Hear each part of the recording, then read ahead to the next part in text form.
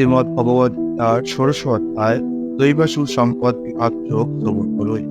পরমেশ্বর ভগবান বললে, হে ভারত, ভয় শূন্যতা, সত্তার পবিত্রতা, পারমার্থিক জ্ঞানের অনুশীলন, দান, আত্মসংযম, যজ্ঞ অনুষ্ঠান, বৈদিক শাস্ত্র অধ্যয়ন, তপশ্চর্যা, সরলতা, অহিংসা, সত্যবাদিতা, ক্রোধশূন্যতা, বৈরাগ্য, শান্তি, অন্যের দোষ দর্শন না করা, সমস্ত জীবে দয়া, লোভহীনতা, মৃদুতা, লজ্জা, অচপলতা, তেজ, ক্ষমা, ধৈর্য, শৌচ, মাৎসর্য শূন্যতা, অভিমান শূন্যতা, এই সমস্ত গুণগুলি তীব্রভাব সম্বন্ধিত ব্যক্তিদের মধ্যে দেখা যায়।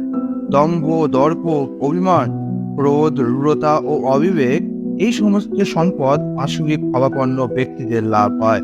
দৈবী সম্পদ মুক্তির অনুকূল, আর আসরিক সম্পদ বন্ধনের কারণ বলে বিবেচিত হয়। হে পাণ্ডবপুত্র, তুমি শোক করো না, কেননা তুমি দৈবী সম্পদ সহ জন্মগ্রহণ করেছ। হে পার্থ, এই সংসারে দৈব ও আসরিক এই দুই প্রকার জীব সৃষ্টি হয়েছে। দৈব সম্বন্ধে বিস্তারিতভাবে বলা হয়েছে। এখন আমার থেকে অসুর প্রকৃতি সম্বন্ধে শ্রবণ করো। অসুর স্বভাব ব্যক্তিরা ধর্ম বিষয়ে প্রবৃত্ত এবং অধর্ম বিষয় থেকে নিবৃত্ত হতে জানে না।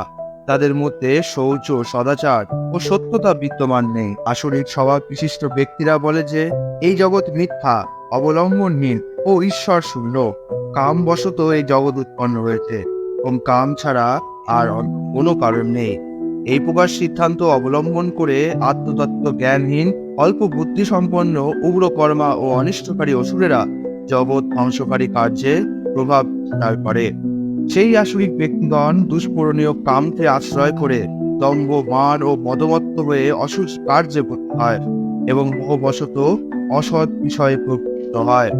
অপরিমেয় দুশ্চিন্তার আশ্রয় গ্রহণ করে মৃত্যুকাল পর্যন্ত ইন্দ্রিয় সুখ ভোগকেই তারা জীবনের চরম উদ্দেশ্য বলে মনে করে।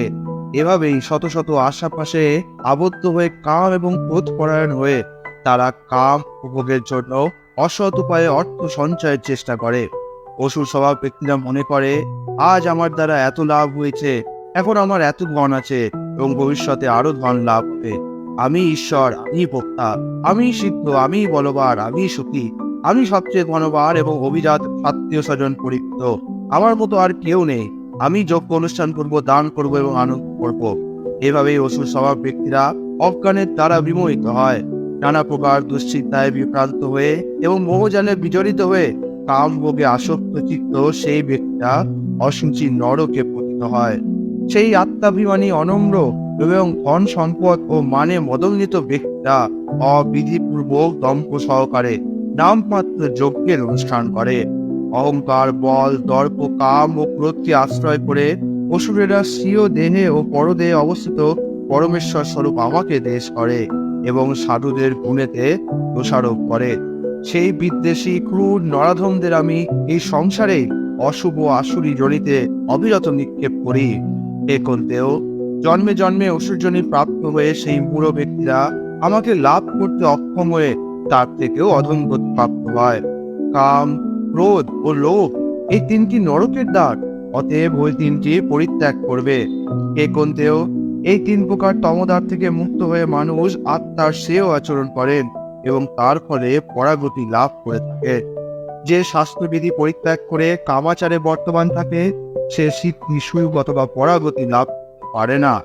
অতএব কর্তব্য অকর্তব্য নির্ধারণে শাস্ত্রে তোমার প্রমাণ।